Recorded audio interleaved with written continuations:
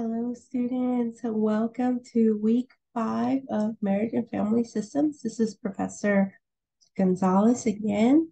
And we will start our week, as I'm sure you have now become accustomed to, with a little bit of a check-in and some housekeeping.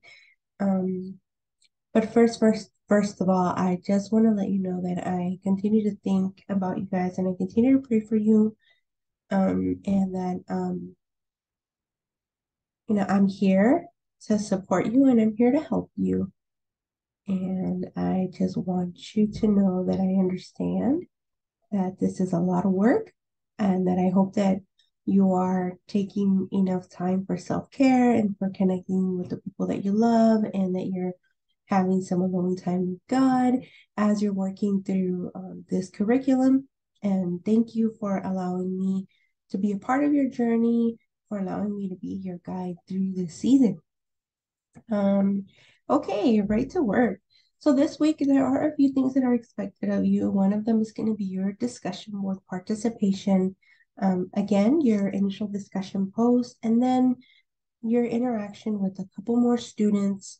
The earlier you post, the better. I feel like you get more out of your peers. And if you wait until Sunday night, sometimes if you want to ask a question or you needed some further explanation, that you're probably not going to get it because the class is moving quite quickly. So the sooner you respond, the better. You're also going to have another quiz on your Gottman book.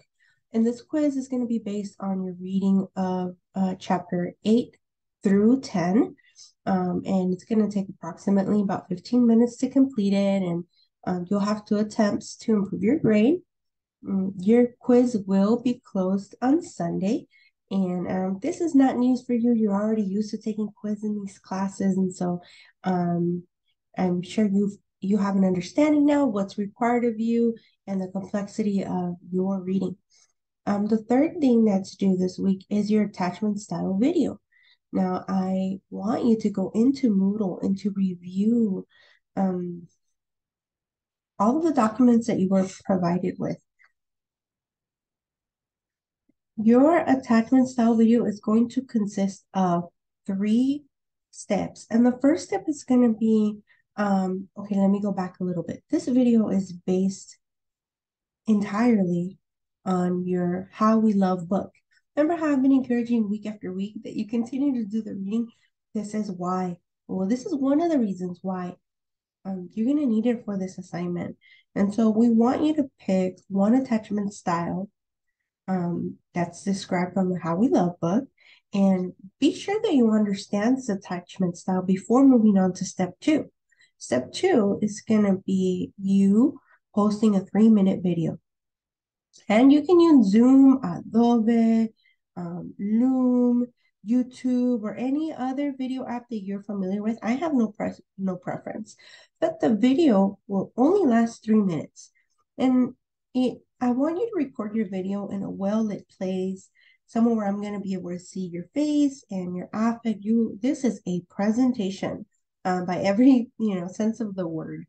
And in your presentation, I want you to include a short overview of the attachment style, a main feature of your chosen attachment style, and what does this attachment style look like in a serious relationship, like a marriage? How can a person with this attachment style seek healthy change or growth? What are your takeaways from this book, and how can you apply your learning to your life now or in the future? Looking ahead just a little bit, your final genogram and your reflection paper are due next week. This is week 6 on your course. I have already returned all of your genograms with feedback on how we can improve them. If I did not give you a suggestion on what needs to be changed, that means it's good to go. And if I have not given you back your genogram, please reach out and we will coordinate to try to get that to you as soon as possible. Okay, so let's begin this week's lecture. And I want to point out the very obvious, that in marriage, we are not against each other.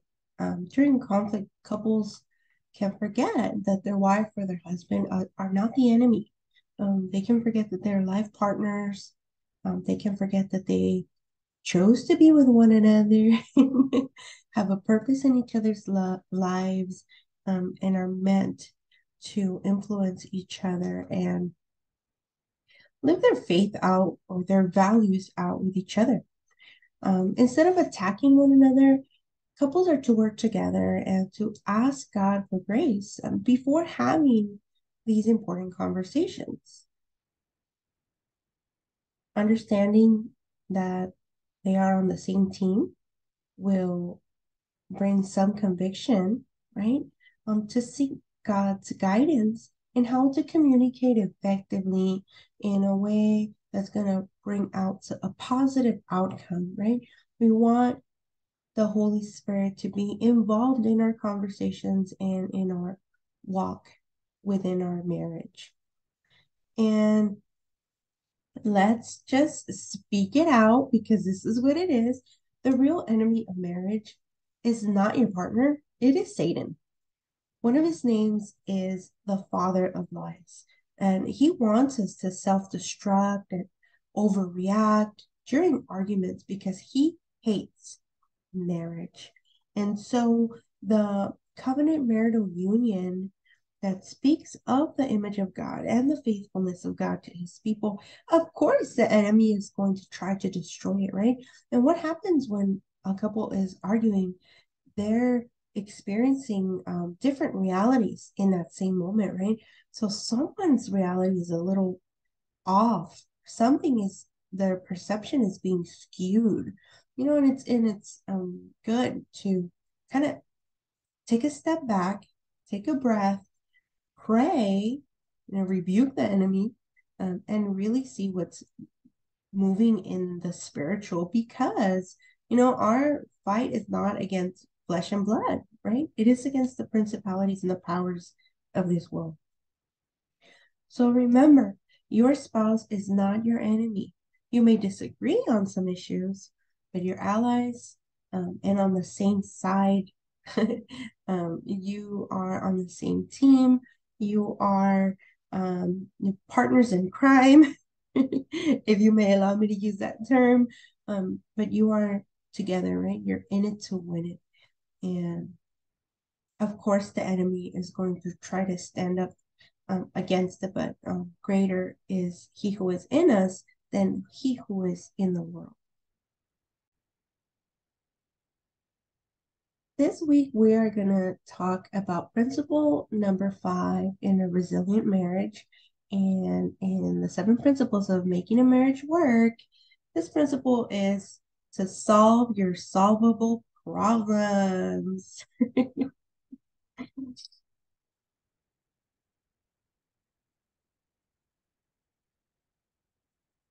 So, in a marriage, and we've already discussed this, but I will remind you, um, there will always be problems in a relationship, and all marriages have conflict. Happy marriages, unhappy unions, unhappy marriages. There's going to be conflict because it's just part of the human experience, right? But according to the Gottmans, there are 2 types of problems that we see in a marriage. One of them is the solvable problems, and those are problems that can ultimately be resolved within a couple. Type 2 are perpetual problems. And these are the problems that will always be a part of your relationship. They're actually the majority of problems. It's going to be 70% of conflicts in a marriage that are perpetual. Now, when I first read about this information, I had 2 reactions. And I think the biggest one was liberating because as a newlywed and Christian woman who wants to honor her husband and wants to have a good marriage before God, I can honestly tell you that I didn't want to have any conflict with my husband. I wanted everything to be perfect. I wanted to be perfect. I wanted him to be perfect. And there was just a lot of pressure and a lot of anxiety around any time that there was a disagreement. I always tried to make it better. I always tried to fix it. And if it wasn't fixable, my anxiety and frustration level would rise because I didn't know what to do with it, right? Somehow I was failing, somehow something was off, something was wrong. And really, it was so freeing to get a hold of this information. Like, one part of me was like, oh man, like, there's always gonna be issues. Like, no, kind of shattered my perception of what a marital covenant would look like.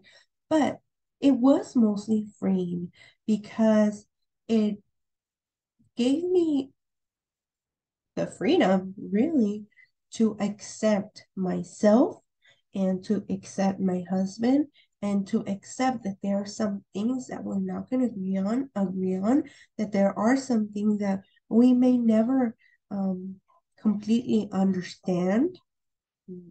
And that's okay because that's normal. It's normal. There's nothing wrong with us. We're not flawed. This is normal.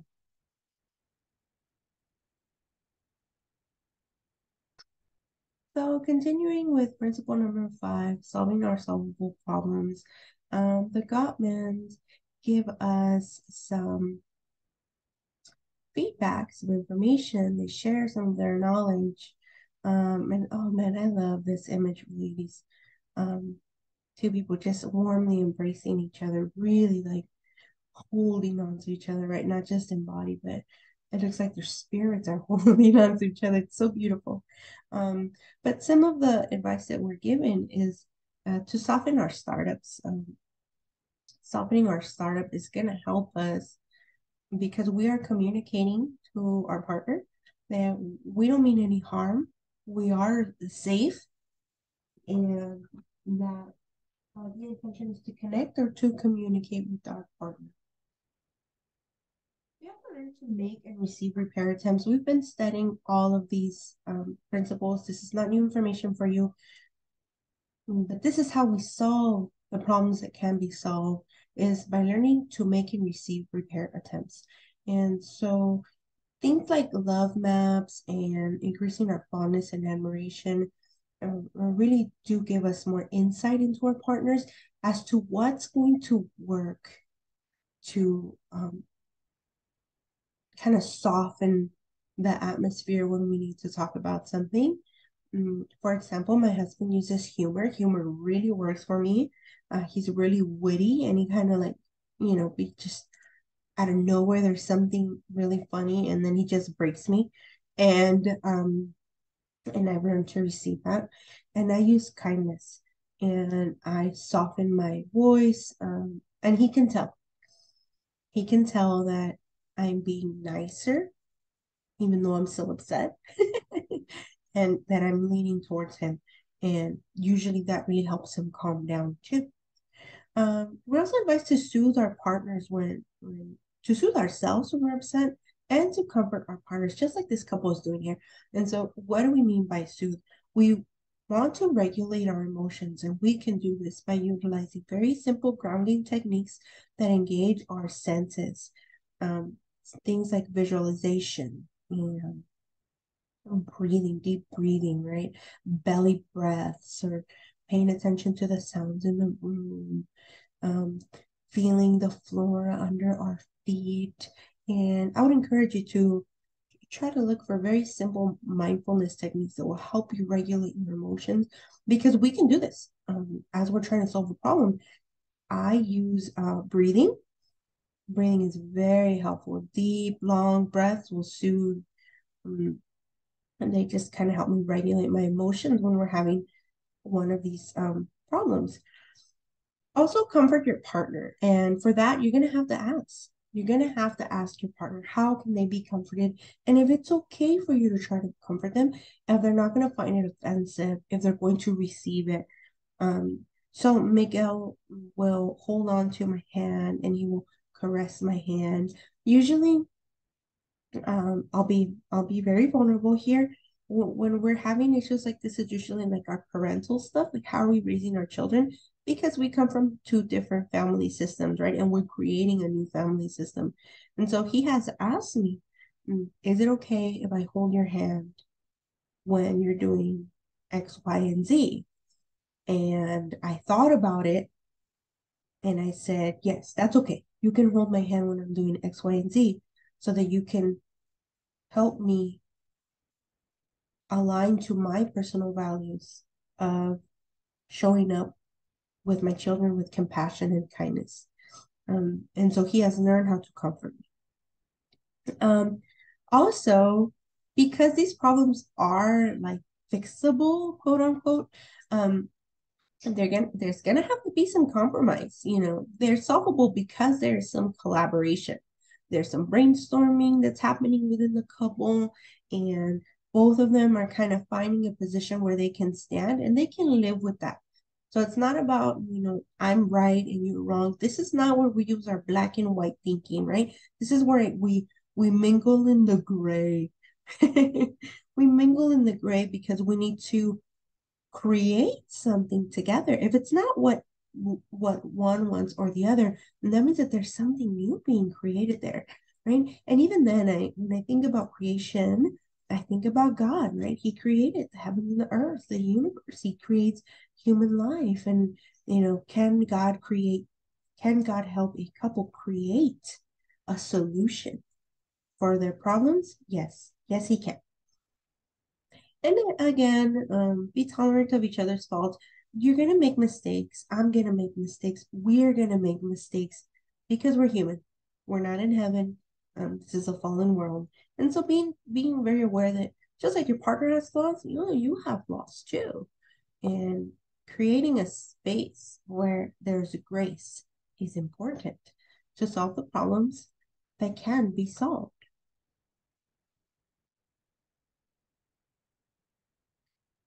Now, in your Gottman book, you do have examples of solvable and perpetual problems, and you'll find those on page 143 through 148. I advise that you would go look at them because sometimes they may seem like they overlap, but they actually don't overlap. They're speaking about different things, although they sound similar, and it's a little tricky. So I want you to go back and read them and put in your answers what you think the answers may be, and then read through the Gottman's explanation of why these problems are solvable or um, perpetual, right? But solvable problems usually are about a specific situation or dilemma, something that's occurring in the now, something about a chore or a schedule, something practical. They're not connected to underlying conflicts or any symbolic meaning that's been fueling the dispute. So it's not about these like philosophical concepts that we're bringing into marriage. It's not about how our family systems have, influenced us, nothing like that. It can, however, become a perpetual problem, and couples can experience gridlock if they don't make an effort to compromise and resolve them. If they're not walking towards each other, asking God for the creativity to to think about a new way to resolve it, then it can become perpetual and gridlock. Now, solvable problems seem less painful and less intense than perpetual problems. And so the way I like to say it is that my emotion is not very big and I'm not hurting. If my heart is hurting and my emotion is really big, then it's probably not a solvable problem. It's probably a perpetual problem, but we just haven't figured it out yet. We don't know that that's what we're looking at.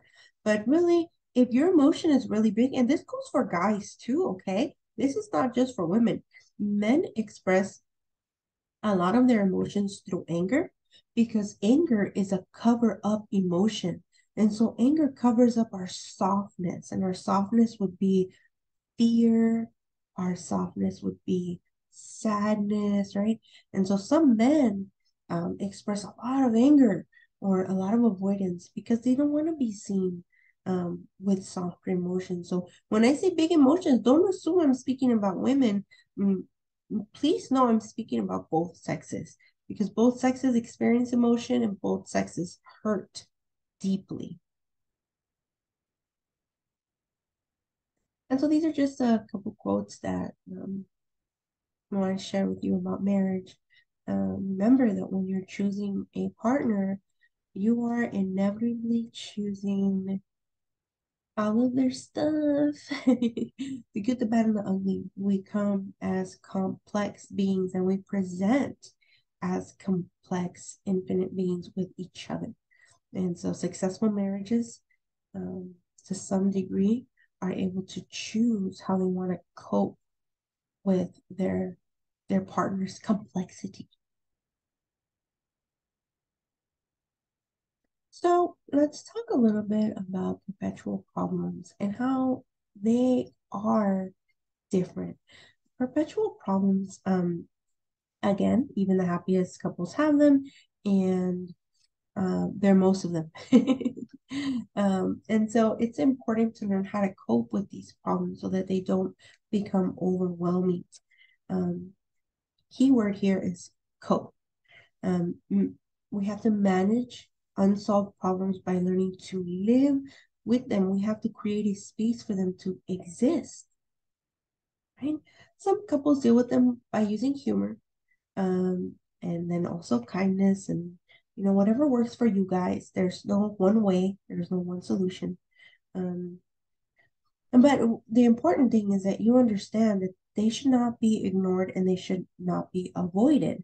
And so just because we know that they're going to be there, we don't pretend like they're not there, or we like treat them like the elephant in the room, or we try to sweep them up under the rug. No, because that makes them worse. That makes them get bigger and bigger and bigger and harder and more painful and more difficult. And this does lead to the end of a romance, in marriage. And so, what we want to learn is, how do we respond to them when they show up? You know, how do we comfort each other when they're showing up? How do we soothe each other when they're showing up? How do we make a light humor about it when they show up? Let's be strategic. Let's problem solve. Let's create a routine that's going to help us to ease them.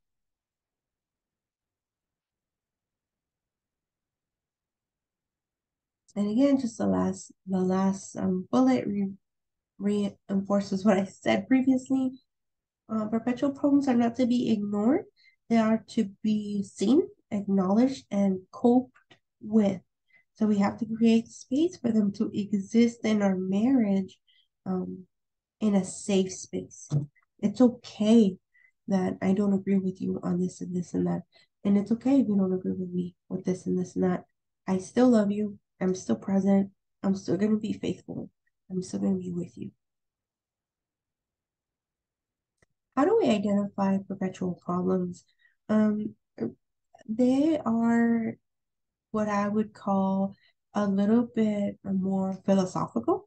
Um, some of them are personality related, and those are unlikely to change. We have personality types, they exist, it's a thing, and we're different, right? So if an extrovert marries an introvert, there's gonna be a difference in personal habits and communication styles and the way that mm, they see the world, really, and the things that they enjoy. And so that is never going to change.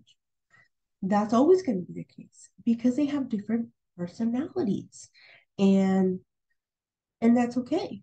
So let's create space for both of them, right? For both of those personalities. Let's create a space with both of those worldviews and personal habits are safe to mingle with one another. And that we understand each other and we don't try to force the other to be different. There's different emotional needs also. And again, emotional may seem like a feminine word, but it's not. Men are highly emotional and complex individuals as well. And they have different needs, right? There could be partners that want to spend a lot of time together, while other partners want to spend a little time together. And what about the time that we need to spend apart? Some people are a little bit more independent, and that doesn't mean that they don't love their partners.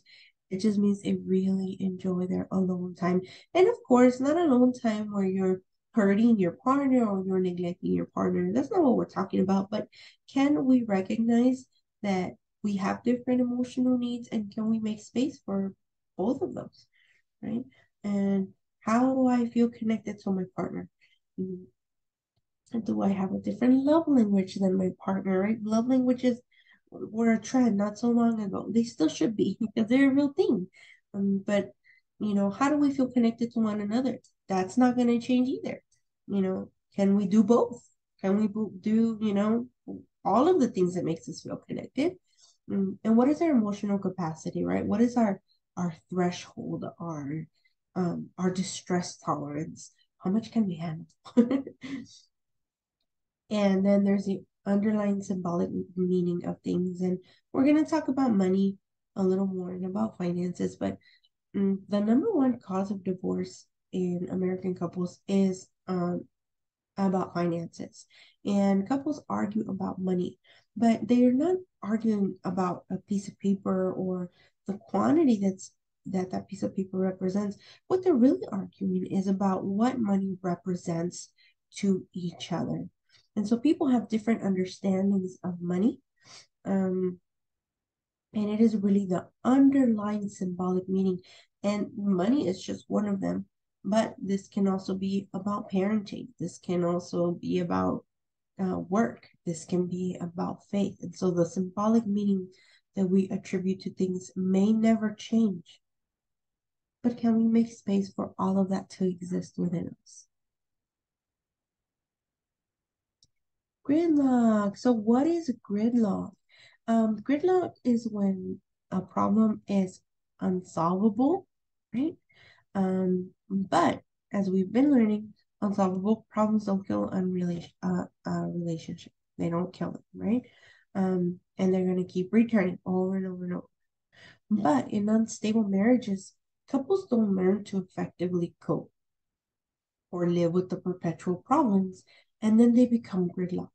And that's what ends up killing their relationship. Some examples of gridlock are, conflict makes you feel rejected by your partner. And so the conflict is not really producing anything positive for either of you. At this point, you're just hurting each other, and you feel rejected by your partner when you're in conflict. That's not a good sign. Conflict itself is okay, but feeling rejected is not. When the couple refuses to compromise, right? When the couple is unwilling to budge from their position, and neither of them is making headway when they talk about the problem, then we've experienced this gridlock. It's kind of like, now you're bumping heads, and neither of you is willing to negotiate, collaborate, brainstorm. There's no flexibility. There's no fluidity. Um, and when a couple discusses a topic, they end up feeling more frustrated, more hurt by their partner. Discussing the topic is supposed to bring some relief, some freedom, some progress, even when not resolved. But definitely not more frustration and more pain. And also when conversations about the problem have no humor, or they have no affection, or they have no kindness, one of you guys is bound to give up. One of you is bound to disengage from the other emotionally. You're gonna shut down because it's not a safe space, and nobody wants to feel hurt over and over and over, especially from someone that they've felt so connected, so close to, someone that they have felt so vulnerable with, and so intimate with, that's the last person you're expecting to be hurt by. And so when this becomes a very common pattern in a relationship, this hurts the relationship so much that it is cause for divorce.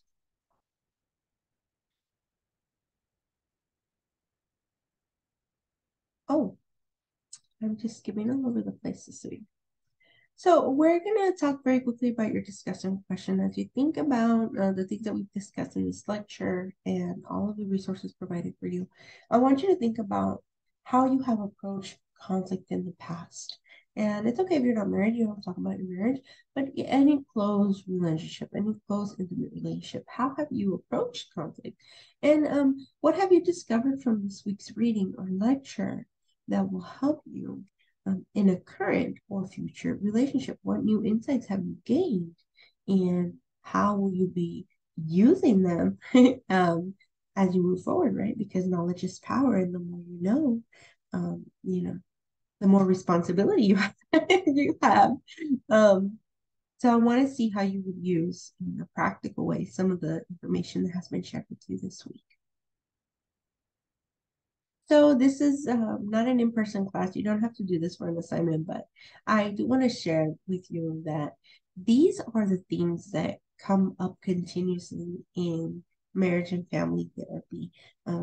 Subjects of faith, of home life, money, children, becoming a parent, and sex, because everybody has um, um, a meaning to these things, and it can be very different than our partners, and it varies in different cultures and different families, and so if you're feeling like you want to discover yourself a little more, you want to be more self-aware, I would advise to go ahead and use this as a journal prompt on your own time to write these subheadings, and just journal a little bit about what meaning you have for each one of these topics personally.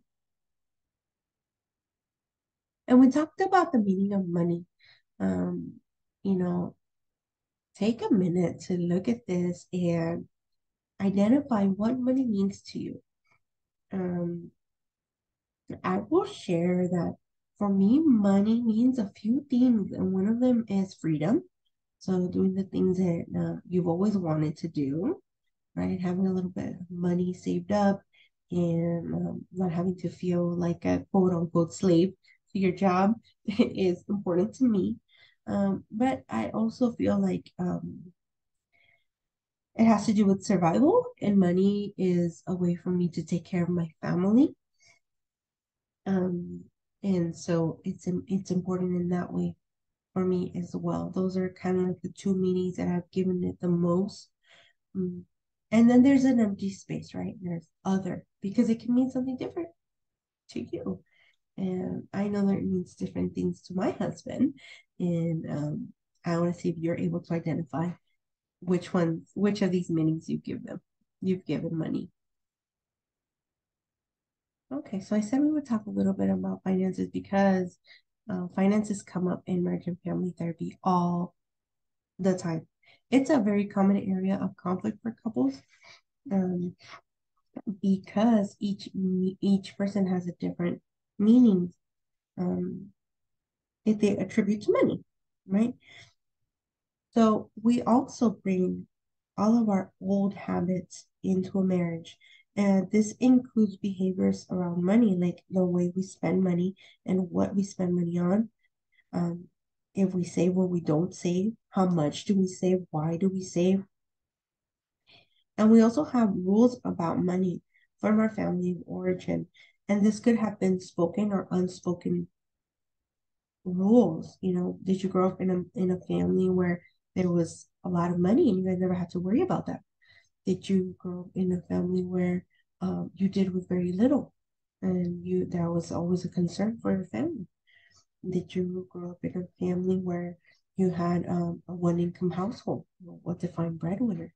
Or were both your partners breadwinners? Um, so you were taught things subconsciously within your family, and maybe you were taught things directly. I know I wasn't. My family never talked about money, and so everything that I learned about money was subconscious and through observation of behavior. And people have different experiences with that. So one of the things that's advised for couples is to create a budget together and to know how much money is coming in and how much money is being spent. The book gives you a very detailed list of a budget. I know one of the things I found in the book that were very interesting and I never thought about was haircuts. We are a family of six and home, so that's a lot of haircuts, and it is a lot of money. And I feel like every so often it catches me off guard. how much money we've spent on haircuts. Um, and another one that a friend shared with me once was gifts. Do you have a budget for gifts?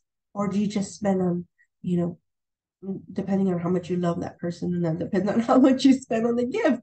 So that's gonna help you kind of have more control of things. I really do advise that you go back into the book and look at some of those ideas to add into your budget. Um, money, the power over money should be shared. Um,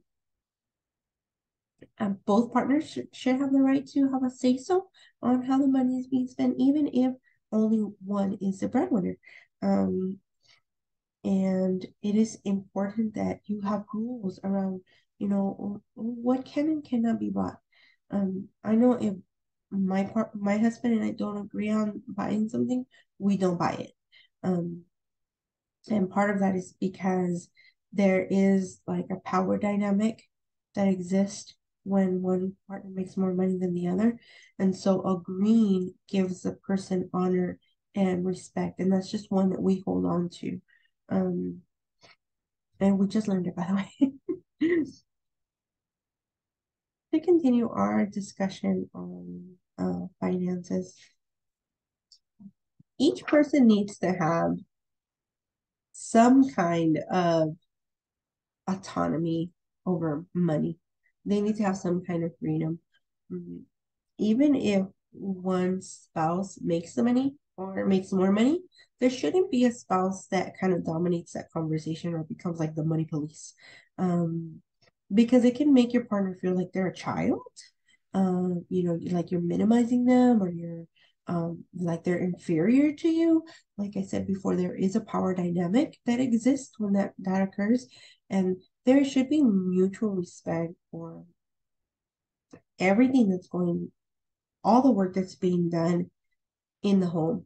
And so um, both partners are working just as hard, because even if one partner stays in the home, they are still creating an environment for the family to come home to, and they are still responsible for the household, and they're responsible for the multitude of tasks that occur in a home. And maybe the other partner goes out and works and makes money, but the work that's being done in the home is, we can't even put a price on it. It's essential for the entire family. So all the work that the family is doing should be respected. Um, just a quick little word of advice: don't lie about money, guys. Deception of any sort ruins a marriage, and lying about money, it's not pretty. It doesn't look good on anyone. um and there's a reason, like I said, depending on the value, on the underlying value that we put on money, that may be the reason, the motive why we may feel more pulled toward being deceptive, right? So let's acknowledge what the value is, and let's be transparent. Another difficult part of any marriage is becoming a parent. Um, parenting is one of the most life-changing transformation in a person's life. I know for women specifically, um, you really do become a different person when you become a mother. When a woman sees their child, they experience a depth of love that we didn't even know existed. We didn't even know it was possible to love someone the way that we love our children. So there is a literal transformation that's occurring um, internally, um, but not just internally. There's a transformation that's happening in our everyday life, right? Parenting is often one of the biggest stressors for couples, and not only have the children taken up your house, your money, your resources, your time, your body, but they've also caused a new kind of season in the couple where they now have to explore what does it mean to be a parent? What are the differences in what we believe it is to be a parent? What is our family history around parenting? What are our beliefs? What is our culture? It's important to talk with our spouses about how we were parented and what we would like to do differently within our household. Now, parenting becomes a stressor because there's so much change going on physically, socially, and also emotionally.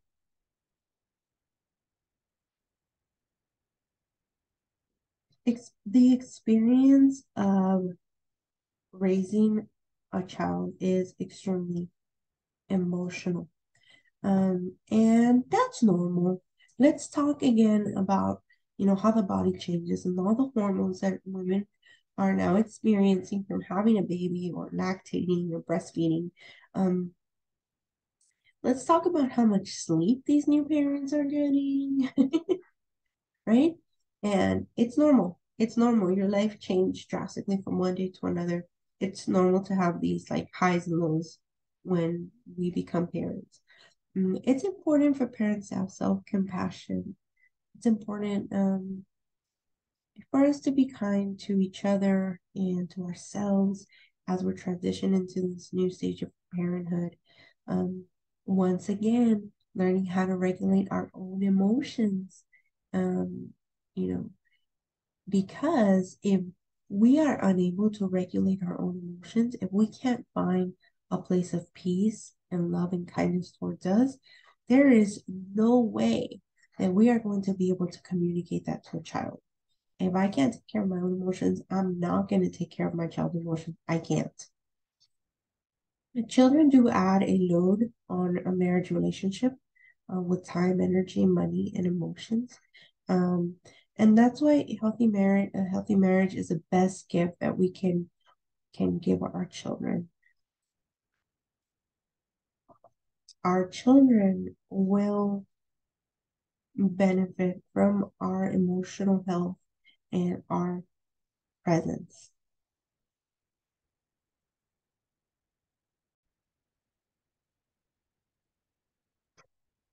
And these are a couple books that we recommend. I know that the Whole Brain Child, I have read entire chapters with my parents, and we just break it up into like little sessions.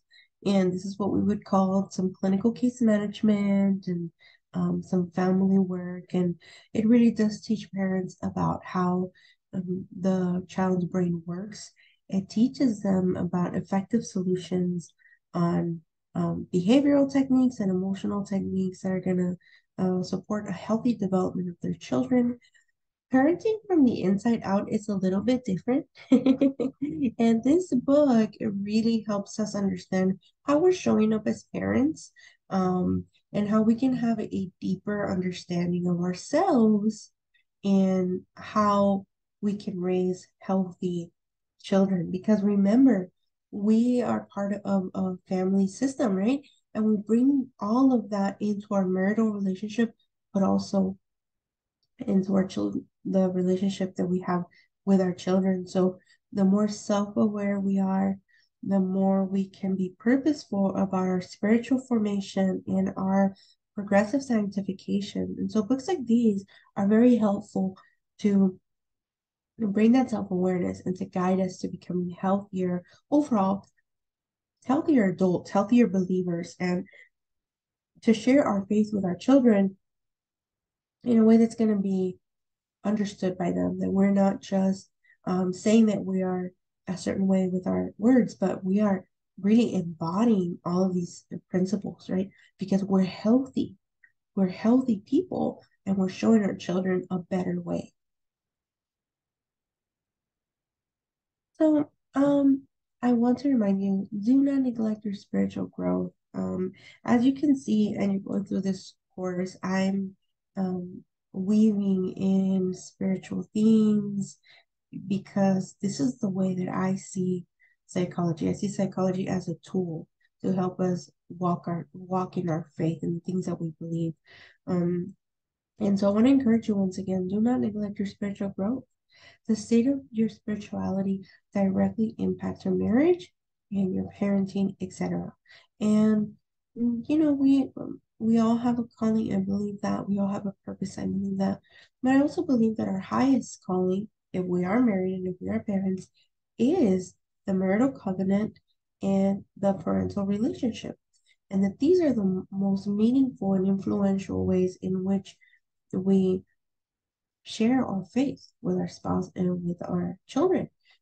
I once heard a preacher say, you really know if someone is a believer when they live out their faith at home, because anybody can be a believer outside of their home, but only their family members really know who they are.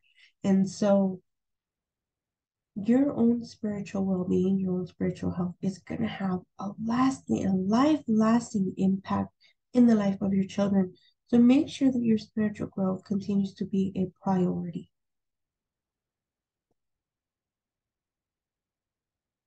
I want to encourage you to root your identity in Jesus. Some of the most negative and most common negative scripts that we carry, and this is just in general, it's not you, it's not me, it's in general, some of the ones that have come up.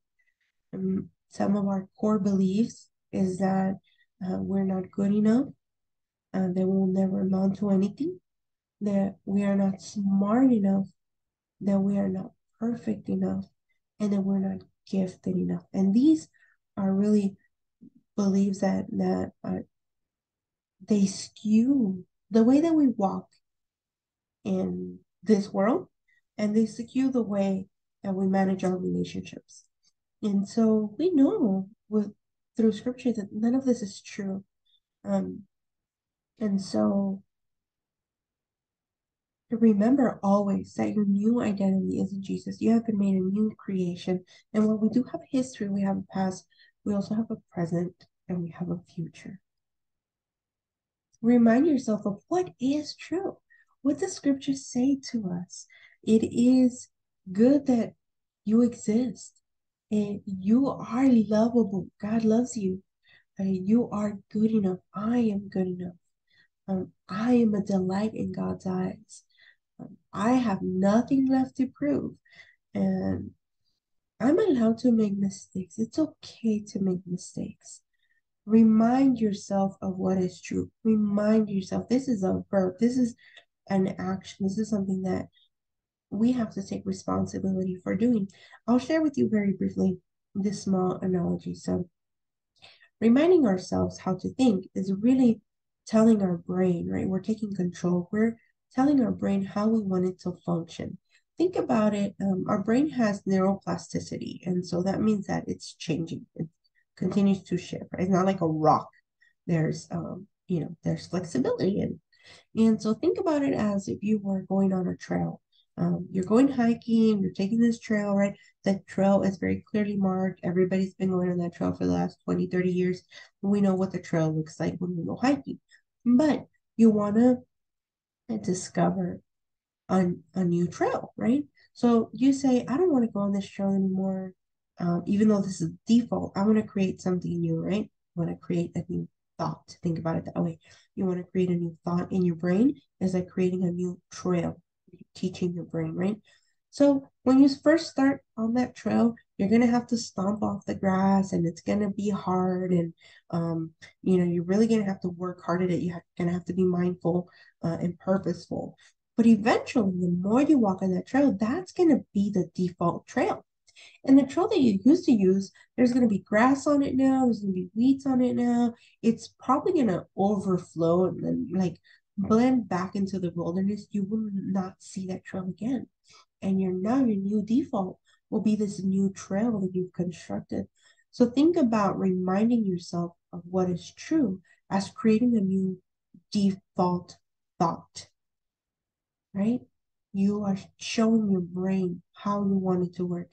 And so while there's a very common and negative thought patterns that we find in most people, there's also a way to combat that. And these are exactly it.